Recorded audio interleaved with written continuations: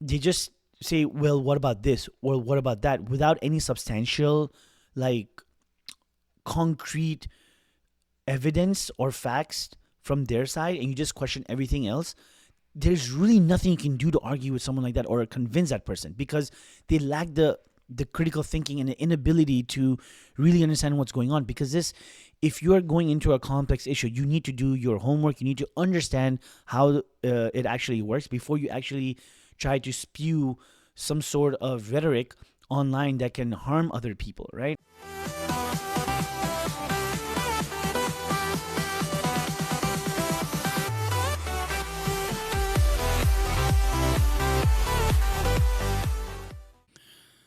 Hi guys, welcome to another show, another segment. It's your boy Shashant, aka Sean, aka Sushi. So, before we begin, please hit that subscribe button, hit that notification bell, and make sure to like and comment on the video. So that way it helps small creators like us kind of get a little bit of view. And I'm trying to restart my channel and try to kind of grow it from here and go and so forth, right? So I was recording a couple of videos prior, which I was doing in the afternoon, but then the audio kind of got messed up with the other videos. So I'm trying to redo this again because I had a bunch of stuff to do. But yeah, so this segment over here, what I'm going to be talking about, is I think I'm a little bit late to it, but I just want to talk about it because I saw the Channel 5 segment with who was that kid, Nick Shirley.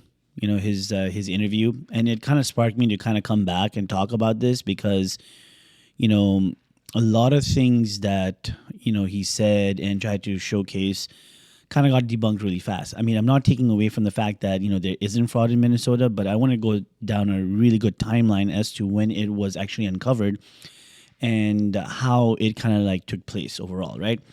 Because we're seeing it in news now, and it's trying to be portrayed as this like, oh, this just happened this year. It happened during the 2025, and everything's kind of blowing out of proportion, right? But the reality is this investigation has been going on for a while. And it goes to show that how news kind of comes and goes in like segments, and it's brought back again based off of when it fits the narrative on who is in power or who it will benefit. So that's one of the things that I want kind of like the viewers and listeners to kind of understand completely, that it's not about whose side it is. It's just people that are doing their jobs. It could be someone who's a Republican, someone who's a Democrat when it first started, in order to understand like whose administration comes under, who is the governor at that time, who is leading the state, so on and so forth. Now, one of the things I want to say is the incentive or the program that was created was to help low-income families, was to help give a social program for families for babysitting, for like for the baby for the what do you call, for the babysitting the child, what do you call, what is I'm looking for, it is basically for children where families can drop them off of low-income places, and they were getting these grants from the government to help kind of bolster their their businesses, ultimately at that point in time, right? So it was a good initiative, but again, it all comes down to bad apples that take advantage of that system and find loopholes to kind of exploit the system, exploit what is meant for something good. Because we all figure that in society, people are going to be good people. They're not going to take advantage of the social programs that's out there to help the people in need. But in fact, they see free money and they figure out ways, because not every system is perfect. I mean, it takes a lot of like getting used to. And there's always, just like any like software, there's always, you can catch a virus in your computer, right? No matter how many times companies will try to like figure out a way to block viruses. Guess what? Hackers will always find a way, to create viruses that can infiltrate your system or your computer, so on and so forth. So the point that I'm trying to go with that is, we kind of need to understand where this fraud epidemic started in Minnesota. I mean, clearly there was fraud up to 250 to 300 million, not like the billions that what people try to like say, or that's being put out there, right? If you're looking at a fair system, there should be no tax loopholes as well, right? If we think about that, why should rich people be able to take advantage of tax loopholes to get the best, to be able to hire the best accountants, to get away from pay the least amount of taxes from a percentage basis, right? So, I mean, but that's up for another debate. But again, like I said, so let me show you what I use over here. I use ground news. So in ground news, what happens is you get this you get this independent news reporting website where you gives you the left, the center, and the right. Now this basic news has been reported by the right, and there isn't much like on there. There's only like three sources from the right, which you can see is 1010 WCSI, PJ Media, America First Report. I don't know who they are. I've never really heard of them. But you can also look at the factuality, low factuality in both of those. So it kind of gives you like an idea of like, okay, how much factual information are they giving out there? How much are they actually putting out there? So then I also had to do some independent study by myself. So I went to one, which is Reuters over here, which again, reported on the news. I found an article from them, and we'll go through that as well. And I also went with Fox News because Fox News is also, the right's, I think the right's favorite news media outlet. So as you can see, I'm not trying to be biased. However, it's important to also go and look into what is factually there or not. So ground news didn't really offer me much over here just because I didn't want to like talk about low factuality news articles because it's far right and this is right. So I figured I'd go with the next best thing on the right, which is Fox News. So I just want to kind of start from there. So over here you see me at Minnesota's fraud mastermind accused of playing God, wielding fake racism claims in Somali scandal. This is Fox News, by the way, right? Written by Michael Dorgan in Fox News. This was published in December 20th of 2025. Just to put it for context over there, right? As you can see, they have, I'm not going to play this video because I don't want to get copy strike, but you can see Hassan Ahmed Hussein and Ahmed Bashir Abdirsh. Oh my God, I'm sorry if I butcher these names, but you can read them over here. You can see this right over here, right? However, there is a mastermind behind this, and I don't think like she's really getting much of the attention and the name as much as how much like the Somali community is getting a lot of pushback and a lot of hate from this because of the way how we're seeing how they're trying to attack, where they're trying to like push this narrative, right?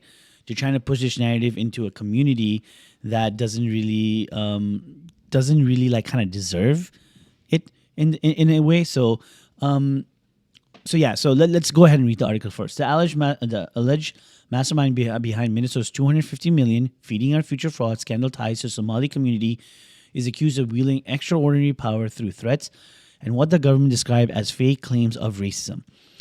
Aimee Bock, who founded the Feeding Our Future nonprofit in 2016, used her growing authority to silence dissent, discourage scrutiny from state regulators, and cut off operators who refused to comply, prosecutors said. So this started in 2016. So if you look at, I don't want to like kind of push the blame on the administration, but the administration, who was the president at that point in time, right? We can even go back to who was the governor at that point in time as well. Both parties get equal blame if you're going to play that game, right? But then again, I don't think leadership has anything to do with what fraudsters are trying to do. Yes, you can put a little bit of blame on them, like, hey, listen, you need to be on top of the things that you're doing or the funds that you're giving. You need to audit it, so on and so forth. There needs to be an initiative, right? But yeah, so as we continue with the article, while other defendants pledged on luxury homes, cars, and overseas properties, prosecutor says Bock instead controlled the lever of approval and reimbursement that allowed the scheme to flourish. So she was pretty much doing everything, I guess, that allowed this this fraud scheme to take place. One witness even recently described Bock as God in how she enforced authority. Court's records show that more than $1 million flowed to Bock's longtime boyfriend, who appeared in trial exhibits posing inside a Rolls Royce with Bock standing nearby, underscoring her alleged proximity to the wealth generated by the scheme. The trial evidence painted what happened here. The trial evidence painted a picture of dramatic rise, with Bock going from running a little-known nonprofit to overseeing one of the largest federal meal sponsors in Minnesota as she gained influence, visibility, and access to powerful politician circles. So, it goes a little bit deeper than that. So maybe those politicians who were part of that scheme should have been also, brought into justice. For years, Feeding Our Future operated modestly, handling roughly about 3 to 4 million annually in federal child nutrition reimbursements, according to prosecutors. The trajectory changed abruptly during the COVID-19 pandemic when the emergency rule changes loosened oversight and allowed sponsors to submit claims without normal verification. So the COVID situation had a lot to do with the way how the fraud kind of like went on steroids. So because people weren't allowed to like kind of meet or go out, or we were under the COVID regulations, I think that's when they took advantage of it, because people were not coming there. They always had this like level of, oh no, like they always had to pull back, right, to not go on steroids. But I guess this allowed them to kind of go on steroids. It was a catalyst to kind of push them forward.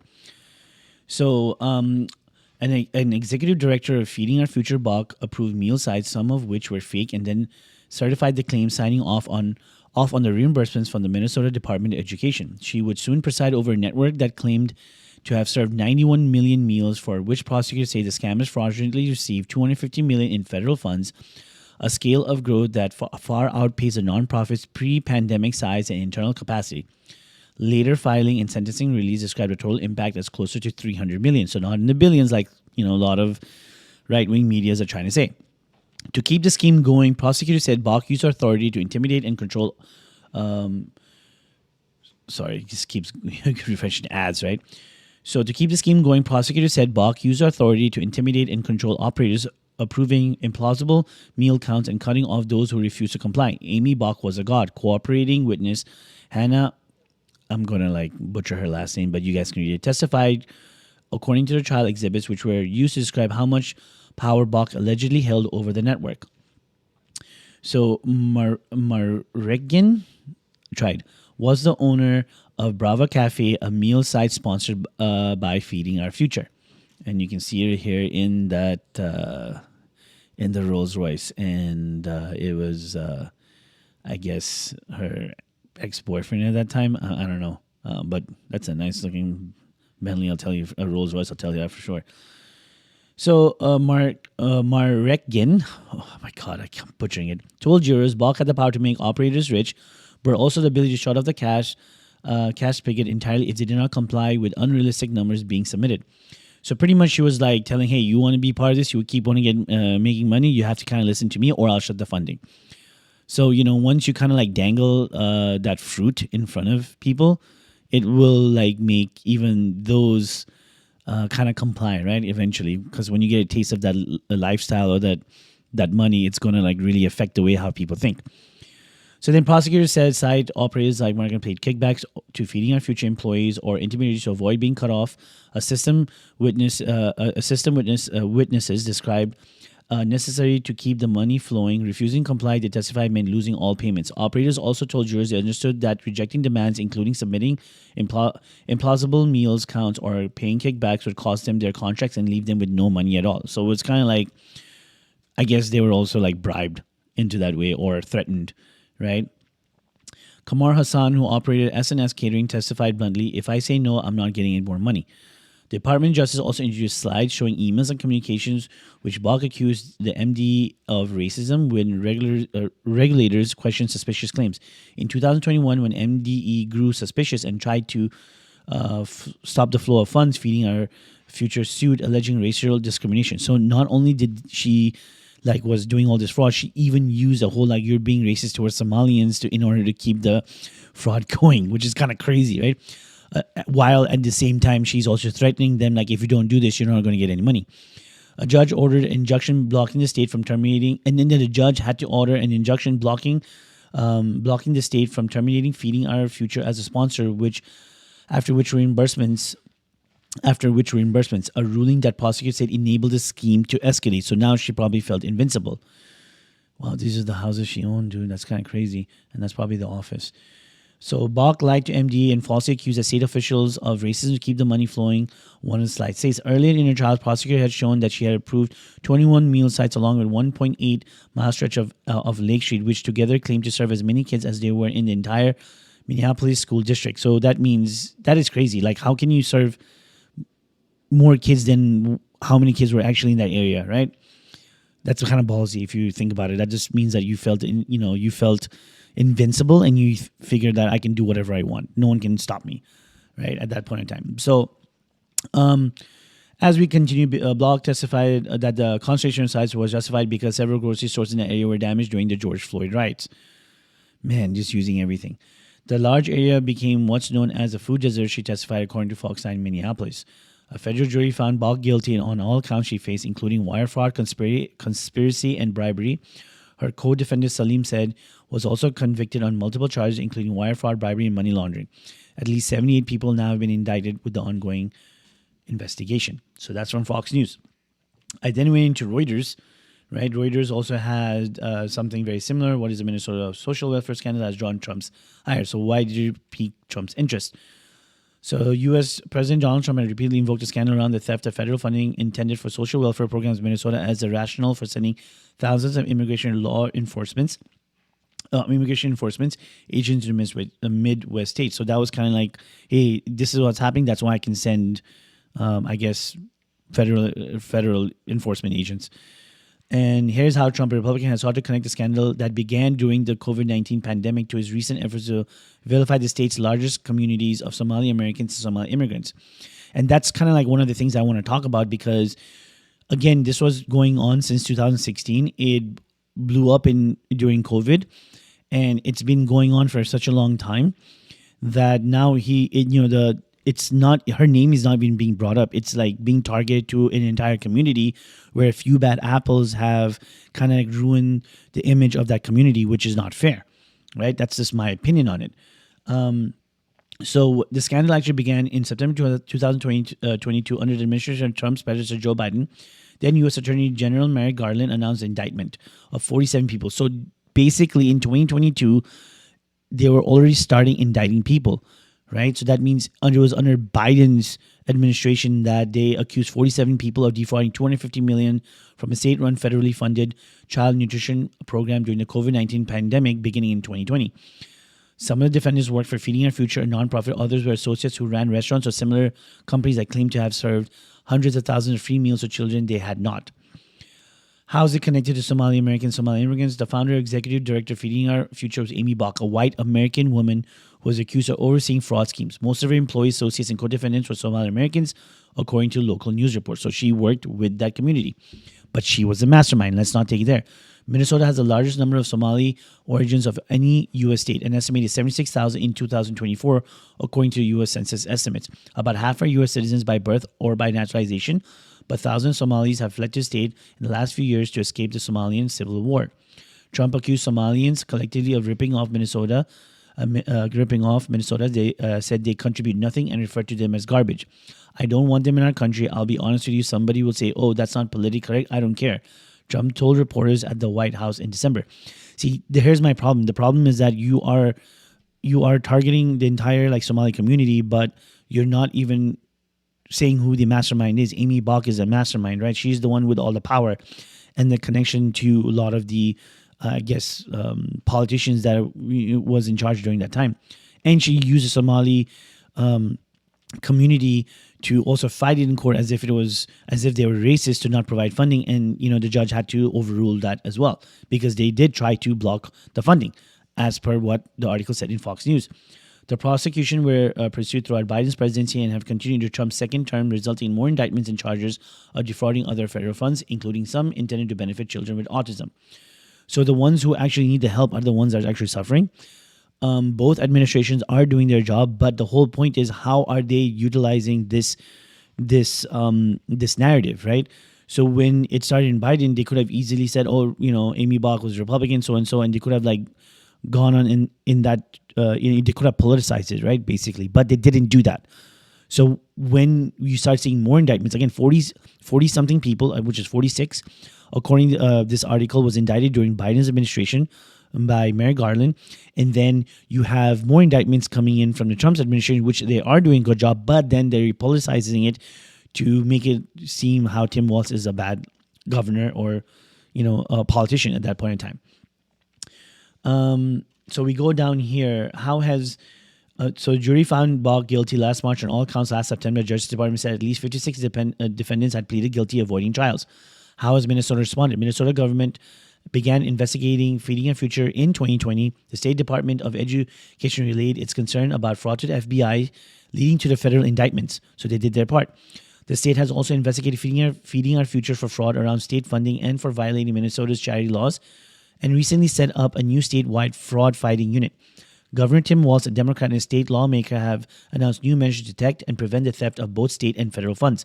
So they were doing their part. It's not like they were just sitting there plenty and taking in money. Unfortunately, it happens. It happens to the best of us. It just means that it needed a better vetting process. And I think COVID basically kind of like gave them that ability to do, to kind of blow it out of proportion. Walz expressed regret about how the state had handled the scandal, saying that he should have been keeping Minnesotans more up to speed on what was happening, and early this month announced he was abandoning his bid for a third term as governor, citing his need to keep his attention on fighting fraud. Okay. I think as a responsible leader, that is what you have to do. If it happened under you, maybe you're not doing a good job. Don't go for a re-election.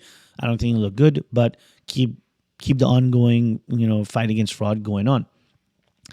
However, the Trump administration has responded. Several agencies overseen by Trump have announced greater scrutiny of Minnesota or threatened to end federal funding. One of the agencies, the Health and Human Services Department, said its actions were spurred by a viral video in December by right-wing online influencer Nick Shirley. That is why I wanted to cover this, which made some unsubstantiated or incorrect claims about his visit to federally funded childcare centers.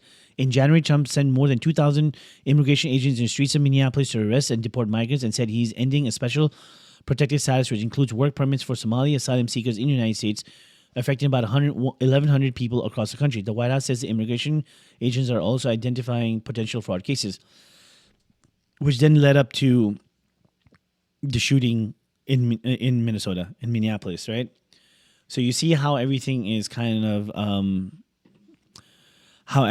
spirals. Like if you politicize something and you send like agents over there and you are trying to push this political narrative to the public. And Nick Shirley, after I watched his Channel 5, that dude does not know what he's talking about. He sounds so uninformed and so, I don't want to use the word illiterate. Practically, he's just illiterate because of the fact that when you talk to someone, right, and they just say, well, what about this? Or what about that? Without any substantial, like, concrete evidence or facts from their side, and you just question everything else, there's really nothing you can do to argue with someone like that or convince that person, because they lack the critical thinking and the inability to really understand what's going on. Because if you are going into a complex issue, you need to do your homework. You need to understand how it actually works before you actually try to spew some sort of rhetoric online that can harm other people, right? That can harm an entire community. And it just goes to show that we need to be more well aware that we just don't attack a certain community because 76, 78 people were a part of it. And some of them also testified against it, testified against Aimee Bock because they're also forced to do it. And this is from a Fox News article. So any right-wingers out there that's listening to this and wants to say oh, you didn't get your facts straight or whatever it is, well, it's right there. Like, they are basically saying that the people who admitted to the indictments, they basically said they were forced. It's either that or they get nothing, right? So it goes to show how much power Aimee Bock had. And just to make matter more clear, make things more clear, I also did Google Gemini. I'm part of the Google Android, so I get all these information over here. So don't hate me for using it, but I do want to fact check and cross check whatever is going on and see how AI is also doing its job, like what Google is doing. So one of the things I asked was who are indicted in the Minnesota fraud and what were their names and who is the ringleader, right? And it actually says over here the ringleader, alleged mastermind ringleader of the scheme is Aimee Bock. She was the founder executive of the nonprofit Feeding Our Future, and she's been indicted for overseeing massive fraud by recruiting fake meal sites, so on and so forth, what we talked about.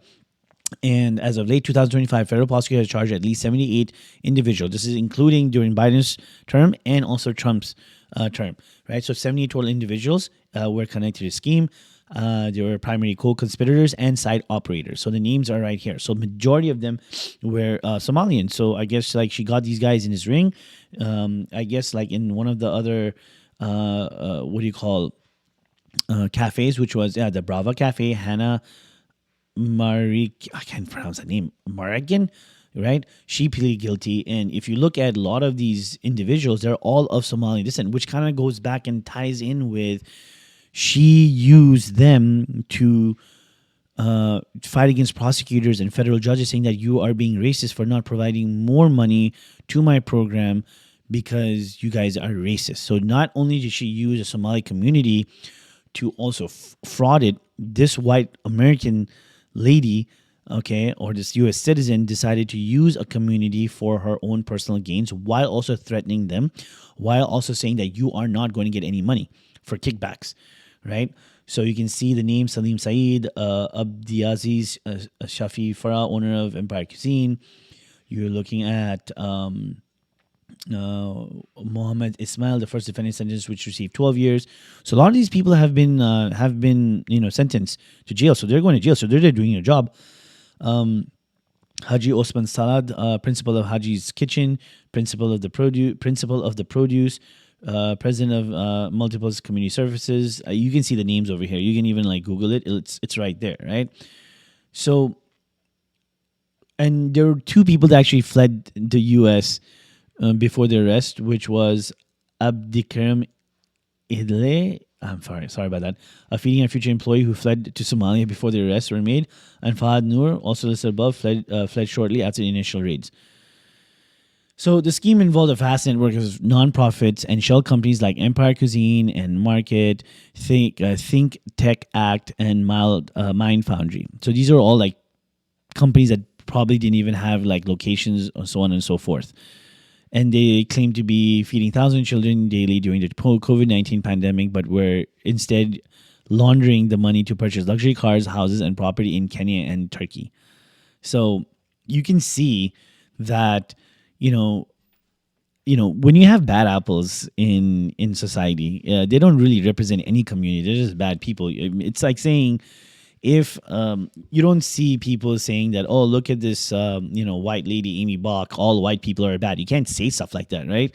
Because she's just a horrible individual. And these other people of the Somali resident who partook in that fraud and claimed that they were also being, I guess, pushed or threatened, to get funding from this program, even they're stupid, even they're fraud. Because when they initially got the money in the beginning, they didn't have any problems with it. But guess what? When you start getting that money, you start, getting a taste of the lifestyle, it's very hard to say no. And they can try to act like the victim, but they're not the victim. They are equally as responsible for doing the damage that they have done towards the Somali community, painting a bad picture, and now being able to be politicized by whatever like party to push their agenda forward, right? You have guys like Nick Shirley going out there, not knowing, not educated with the system, and trying to attack, these child centers. It's just crazy. Like, you can go there and just like attack a lot of these businesses, which are probably doing a lot of like good things for the community, and now their names are being dragged down the mud, and now you are like seeing a lot of Somalians being targeted for no reason. People who are not even connected to this, who are just trying to live their lives. They might be like software developers. They might be born in the U.S., so on and so forth, and they're just being harassed. So we should be smart enough to understand that this is not something that we should be doing. This is not something that Americans should be doing. We need to have the ability to research a little bit, wait for the like dust to settle, and then kind of go out and look at the facts. But the problem that we live in this day and age is that news travels so fast. People don't have time to research. People don't even want to read about it. To just listen to, oh, my team said this and this must be it, right? And it's just bad, because you have all these grapers out there who will just latch onto this and keep pushing that narrative and keep attacking this community. So, like I said, there's more to it. Aimee Bock's name is not, said enough. We need to make sure people understand that she is the ringleader, and she devised this whole entire scheme. And yeah, it was in the expense of the Somali community, and the members from the Somali community who partook in this scheme are as responsible and are as bad and evil, right? No sympathy for them. So it's because of them their community has a bad look. But we as Americans, we as citizens should understand that, hey, we're smarter than that. We need to make sure that we do our due diligence and understand who is at fault really, and be able to distinguish that few bad apples don't represent everybody else, right? So that is very important. So with that being said, I just want to say thanks for listening to this segment. Don't forget to subscribe to the channel. Help the small content creators like me out, trying to revive this channel. Check out the News Nonsense More podcast, and watch support that channel as well. Give them a subscribe to, and follow them on all socials. Me as well. And with that being said, thank you very much. On to the next segment. Thank you.